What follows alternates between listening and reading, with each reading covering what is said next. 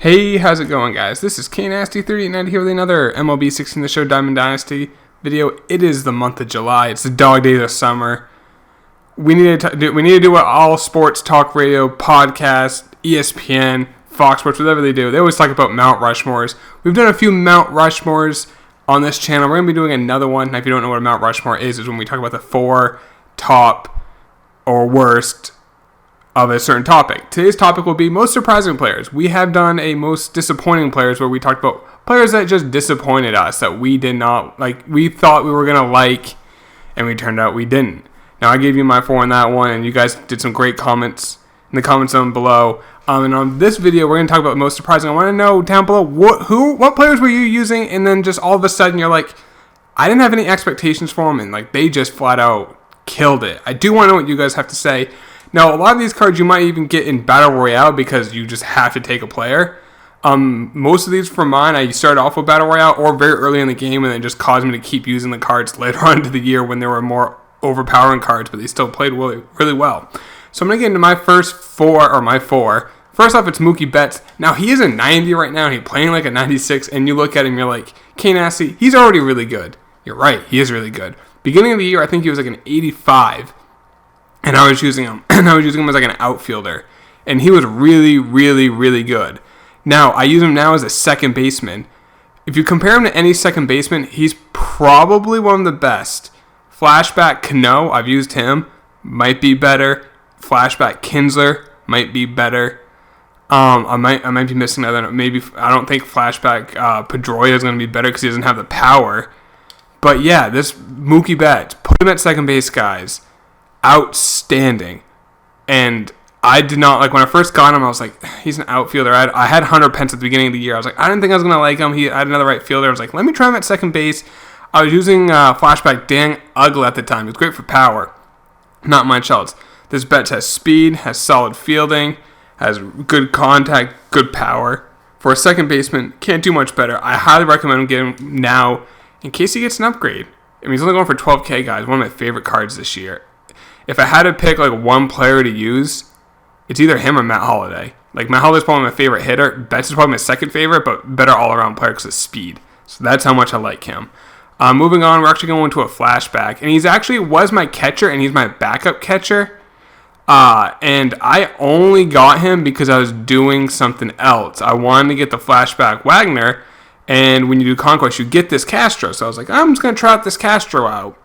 Does a pretty solid job blocking. Not as good as Yogi Berra, not as good as Flashback Molina at blocking.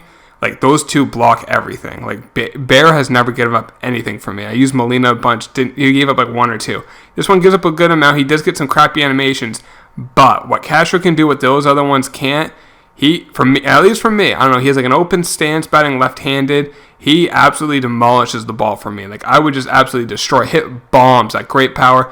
And even versus left, I first thought I was going to have to pinch hit for him. I never did. He hit well enough against lefties, that I wasn't a liability. I could always leave him in there because that he's normally my backup catcher. I was just doing some missions before, so right now I think he is out of the lineup, but normally he's my backup catcher, emergency catcher, sometimes even a pinch hitter. I really like this card, guys. If you're looking for a catcher on the cheap, on the low, just do the Conquest. You don't have to, you only have to do the innings, you can get the catcher, you don't have to feed the players.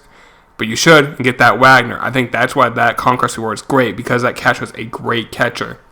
Moving on, we're going to the Nationals, and it's base Jonathan Papelbon. I believe he was an 83 or 84 to begin the year, and he was just my catcher at the very beginning of the year. He was the first, closer. He was the first closer I had, and I tried him out, and this is where I fell in love with his fastball splitter slider.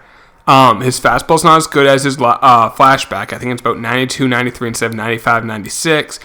Still great break though, which means that splitter, that slider has a really good break, good tilt on those pitches. The hits in the K per 9 are not as high, but very solid card, and I liked him a lot. And then I heard better things about the flashback. I heard like people were saying they didn't like this Papelbon, but they loved the flashback Papelbon. Well, and I was thinking, well, I love this Papelbon. I'm going to love that other Papelbon. And I love that Papelbon, the flashback Papelbon. But if you don't have time or you don't want to do all that grind and you want a good solid reliever, or you're looking just for like a silver reliever, try the live series Papelbon. He's a 79 today. He does get a downgrade the inside edge, but I highly recommend him. It's kind of a Greg Holland as well. The fastball splitter slider combination I love out of the bullpen for a right-handed pitcher. And then going lastly to my favorite just silver card probably this year. He has 2 different silvers. I like this one more. He has a live series for the Astros, but this Rasmus, I don't know, I just like a little bit more. You guys, if you ever watch my Battle Royale videos, he always comes up in Battle Royale, one of those 2 versions of him, the live series or the flashback, and I pick him up. He just absolutely destroys both right and left-handed. He has a good arm at 84, solid speed at 73, and I don't know, maybe it's just his stance, Colby Rasmus, his stance.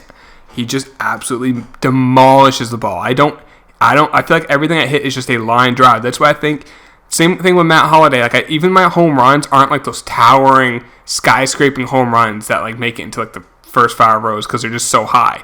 Like him and Matt Holliday just hit line drives, and those home runs go a long way. I've hit like 460, 70 foot home runs, either online or playing on legend difficulty with this card. I don't understand.